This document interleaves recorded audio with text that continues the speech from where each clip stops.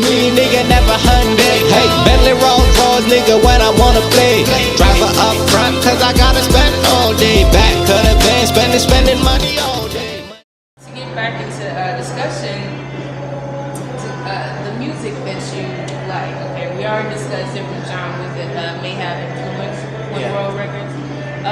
What do you listen to? Like, what's on your iPod and stuff like that? Oh man, right now we got right now I'm more so on this dude named Chef Mami. Chef Mami, I believe he's from Northern Africa. I believe Morocco. But this dude got the sickest melodies, and I mean it's just diverse music. It's this Arabic speaking dude, but he's not afraid to do tracks with Latinos, Cubans, salsa. You know, I mean it's really fun. I gotta say, I've been bumping my brother, African Express. That dude is rocking right now. That dude on some like Peter Tosh, you know. Yeah, that's old school right there. Old school. But I gotta keep it real though. My down south people, Gucci Mane, Gucci Mane LaFleur, Yo Gotti, you know, Jeezy. You know, that's about it. That's about it right now. Okay. As far as, do you have any underground cats that you looking at, like, you know, that you might want to do a collab on? Oh yeah. There's this cat out of Chicago. I just heard, you know, I just started listening to his tracks. This cat named YC, rapping from is it the Windy City? Windy City. Yeah, Chicago. Southside. Southside. Stand up. YC in the building. If you're listening to this, we got to do a track, bruh. We got to jump on this, you know. And probably OJ the Juice, right? You know, out of Atlanta. Okay. It's pretty serious. You know, he is quite underrated. Hopefully, you know what I'm saying, you do get on something with him. He's a really good artist. Yeah, I hope so. Oh, another cat, K9. K9 is doing major things right now. I mean, I've been listening to his album, his new stuff. If I could do a track with somebody today, it would be K9 and it would be Junior Gun, Damian Marley, Stephen Marley, and African Express 100. And none of these people that he just named are underground. They are actually out there in the store, so make sure you cop their albums. Yeah, get the albums. Yeah. Okay. You're about to take a nice trip to the motherland. Africa. Yes. Mama Africa. Where in Africa? I'm going to West Africa, the West Coast, Senegal, yeah. Okay, and what are you supposed to be doing out there? Like, we basically going, you know, I haven't been in 11 years. Wow. So this trip, man, this trip is truly emotional. You know, that's really where it all started from. But the last time my whole family, my mother, my father, and all three of my brothers, and my cousins and everybody was in one household was 1989. So it's been such a long time, and I just haven't been in 11 years, so we're going back, you know, to get more inspiration. We're actually setting up that studio that I talked about in the last interview, which is the One World Studio. It's going to be set up this July in Senegal, where basically all children, all talented artists can walk in and record for free.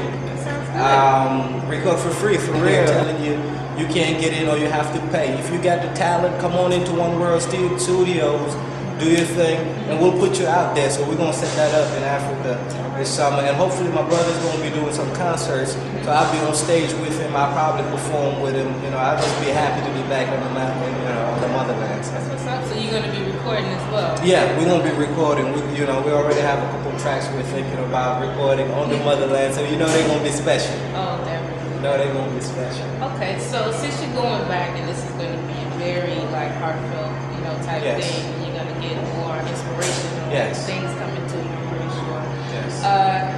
As a young kid, like, what type of things influenced you, like musically, like to want to get to this point? Oh my God! I mean, it was just waking up every Sunday morning. 6 in the morning, 5 in the morning, and my dad. Now, this is a 45-year-old, 50-year-old African man. 6, 5 in the morning, he's blasting James Brown. You know, he's blasting Marvin Gaye. I mean, you know, Otis Redding. Then he might just flip it on you and go on some salsa straight out of Cuba.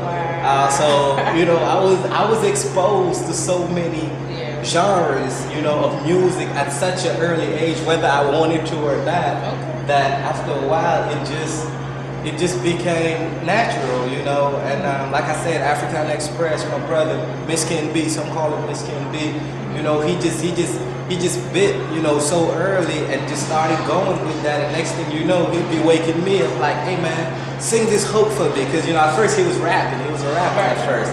So he'll write his little lyric and he'll hand me my part. You know, sing this right here. I was a kid, so I had a nicer voice. So it was pretty cool. So that really influenced me. Between my dad and him, they did it. That's cool. Yeah. Okay.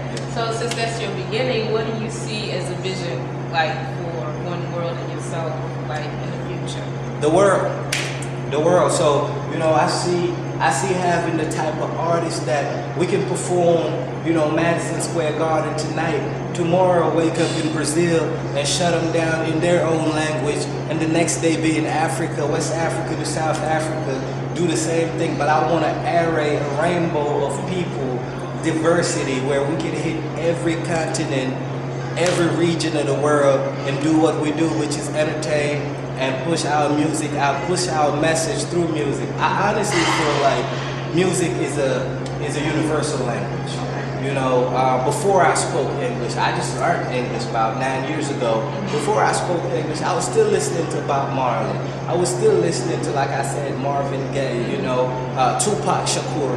I knew his tracks. I was 12 years old and I was rapping every word, you know, Dear Mama, I was rapping every word. And I didn't know what I was saying, but I felt it. Yes. You know, so music to me is like a feeling. It's universal. And I just want the world, one world. We want to take over the world. Okay, so y'all be on the lookout for Mr. Zion, Miss One World Records. He's coming full force, so be ready for it.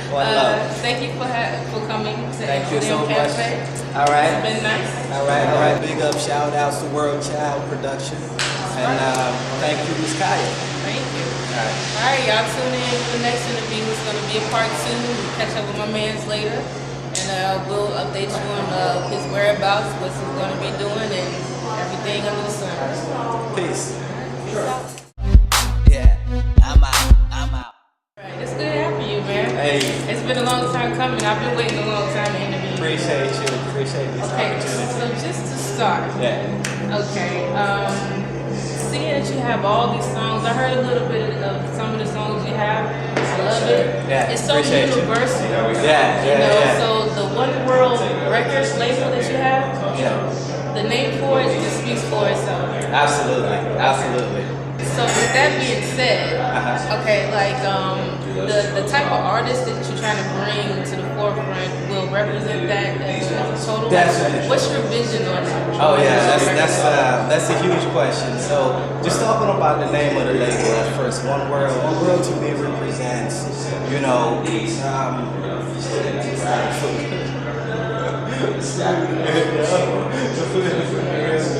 Excuse me. Together, we be at peace, no Pearl Harbor. Negativity release, love is on the rise. And all that kissy Red Bull got his wings fly. So I couldn't let go like crazy glove.